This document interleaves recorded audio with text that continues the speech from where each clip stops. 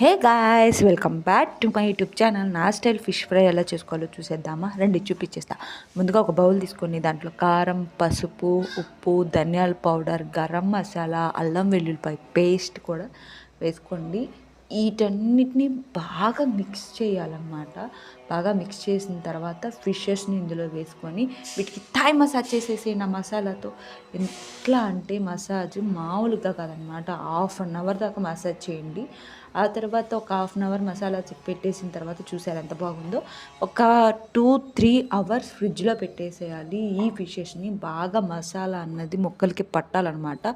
ఒక 2-3 అవర్స్ ఫ్రిడ్జ్లో పెట్టండి, లేదంటే డే అండ్ నైట్ పెట్టేసిన ప్రాబ్లం లేదు, ఫ్రిడ్జ్లో అంత బాగుంటుంది. తీసేసి ఒక నిమ్మకాయ పిండుకోండి. నాకైతే ఫిషెస్కి 3 నిమ్మకాయలు పట్టినాయి అనమాట, 3 నిమ్మకాయలు పట్టినాయి. ఆ తర్వాత కొద్దిగా కరివేపాకు వేసుకోండి, ఈ ఫిషెస్లోకి చాలా బాగుంటుంది. తర్వాత స్టవ్ వెలిగించుకొని స్టవ్ మీద ఆయిల్ పోసుకొని ఫిషెస్ని దోరగా వేయించేసుకోండి. ఎంత టేస్టీగా ఉంటుందో ఈ ఫిషెస్ అంటే. నేనైతే మా అత్తతో ఫోన్ మాట్లాడితే చేప ముక్కల్ని మార్చేసిన, మా నాన్నమ్మ నన్ను తిడుతూ తిన్నిందనమాట. అంత టేస్టీగా కుదిరింది. చేప అయితే చాలా బాగుంది.